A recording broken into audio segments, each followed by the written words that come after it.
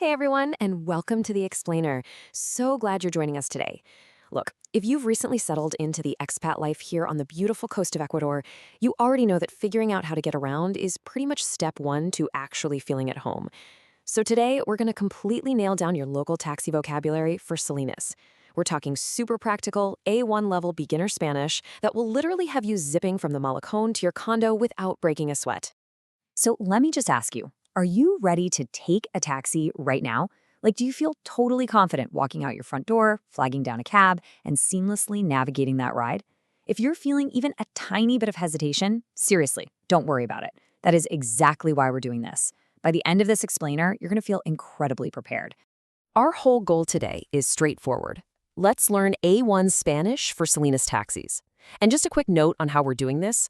We know some of our listeners have vision challenges, so we are keeping things visually crystal clear.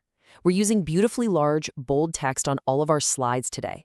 We want to cut out all the visual clutter so you can just kick back, listen, and focus on absorbing these absolutely essential phrases. Okay, Section 1, Getting a Salinas Taxi. Right, so this is our very first practical scenario. You're stepping out onto the street and you actually need to hail a cab. According to our source material, the absolute first thing you're looking for is el taxi amarillo, which just translates directly to the yellow taxi.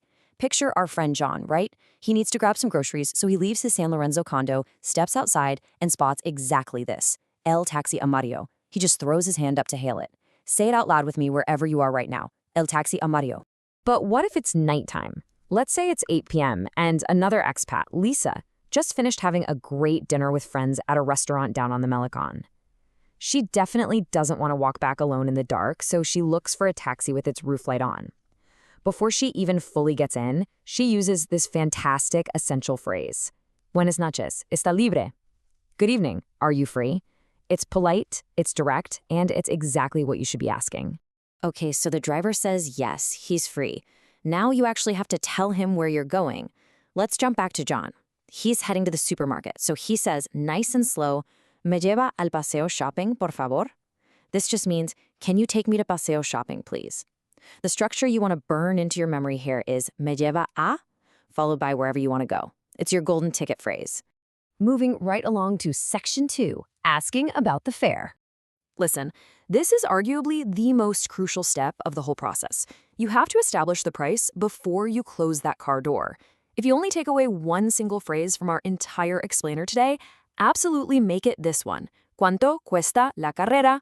How much is the fare? Notice how we use the word carrera for the taxi trip. Make it a habit to ask this every single time before you sit down. So what kind of answer are you going to get? Well, back in John's scenario, he asks, ¿Cuánto cuesta la carrera? And the driver tells him, son $2.50, $2.50. Knowing your Spanish numbers obviously helps a ton here, but just establishing this $2.50 baseline for a standard trip over to the shopping center, that totally prevents any awkward surprises when you arrive. All right, Section 3, giving clear street directions. You know, sometimes the driver just might not know the exact condo building you live in, so you've got to be ready to confidently guide them to places like the Mercado de la Libertad or your place in Chapet. Let's break down a trip with Sarah. She's heading out to buy some fresh fish and fruit at the market. She hops in the cab and uses these 3 incredibly handy commands. Step 1, siga recto, which means go straight. Step 2, gire a la derecha, turn right. And then step 3, the moment she arrives, aquí nomás, which basically means right here is perfect. Now, mixing up your turns is such a classic beginner mistake, so let's just lock in the difference right now. Gire a la derecha is turn right. Gire a la izquierda is turn left. Derecha, izquierda. Try to really keep those distinct in your mind. It'll save you a lot of detours. Here's a fun cultural tip. When measuring distance down here in Latin America, we usually don't bother with miles or kilometers for local street directions. We use blocks. La cuadra translates to the block. So Sarah tells her driver exactly how far to go down the street by just saying, siga recto 2 cuadras. Go straight 2 blocks. Simple as that. Let's look at one more great navigation tool. Mark is heading back from running errands and navigating back to San Lorenzo. Again, the driver doesn't know his exact building. So Mark tells him, en el semáforo, siga derecho. At the traffic light, keep going straight. El semáforo is the traffic light. And it is an absolute essential landmark when you're calling out directions from the backseat. Section 4. Paying and handling change. Okay, so this is where expats often run into little logistical hiccups with their cash. You really need to understand the concept of tener cambio, which means to have change, like coins or smaller bills. If you try to hand a local Salinas cab driver a crisp $20 bill, it can actually be quite a problem, because a lot of the time they literally just don't have enough small bills to break it for you. Let's bring Lisa back for a second. Remember her nighttime trip near Las Conchas? She is smart about this. Before she even gets in the car, she double checks that she can actually pay with the cash she has on hand. She asks the driver outright, ¿Tiene cambio de un billete de $10? Do you have change for a $10 bill? Seriously, always ask this before the ride begins if you know you don't have exact change. Now, if you want to leave a little tip or honestly just simplify the whole transaction, use Sarah's really polite phrase from her market trip. She pays with a smaller bill and just tells the driver, Gracias, quédese con el cambio. Thank you, keep the change. It's super polite, very friendly, and the drivers really appreciate it.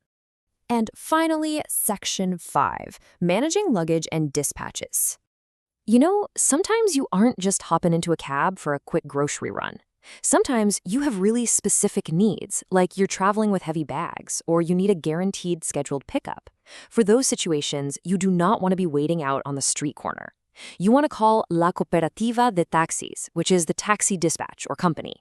In our source material, Jack needs to travel all the way to Guayaquil. So instead of hailing a random cab, he calls a cooperativa to send a unit directly to his front door in Chipé. It's just so much more secure when you've got a lot of gear. Speaking of gear, Jack has 2 heavy suitcases with him, maletas. So when his taxi pulls up, he politely asks the driver, ¿Puede abrir la cajuela para mis maletas? Can you open the trunk for my suitcases?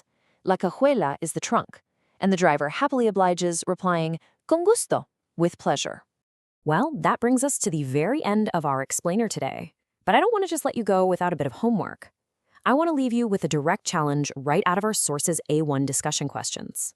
¿Con qué frecuencia toma usted un taxi en Salinas?